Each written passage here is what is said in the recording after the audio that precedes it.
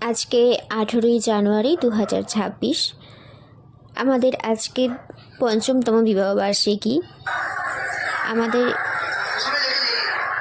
এই বিবাহবার্ষিকী উপলক্ষে আমরা এসেছি আসানসোল ঘাগরবুড়ি চণ্ডী মাতার মন্দিরে।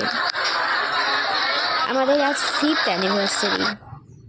ঠাকুর মা স্বামীজির কৃপায়, তোমাদের আশীর্বাদে আমরা দুজনে এতটা পথ চলতে পেরেছি।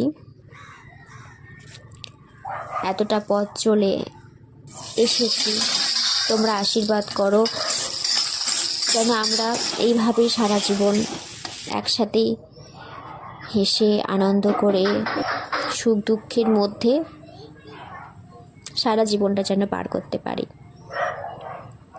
তো আজকে এই মন্দিরে আসার জন্য আমি সেই সকালবেলাতে উঠে পড়েছি, ভোরবেলায় 5:30 ওরকম নাগাদ উঠে পড়েছি। তোমাদেরকে যখন আমি দেখাই তখন ওই 6টা বাজবে।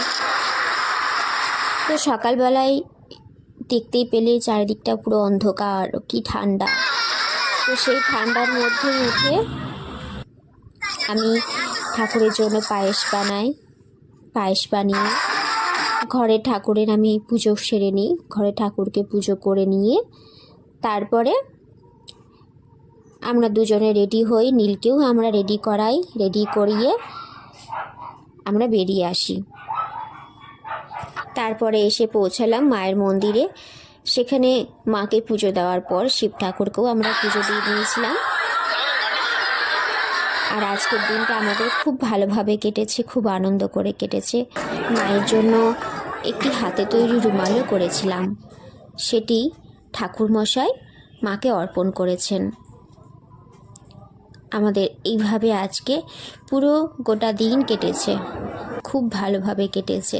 আর পুজো সারা হয়ে যাওয়ার পরে আমরা একটু পেট পুজোও করে নিয়েছি।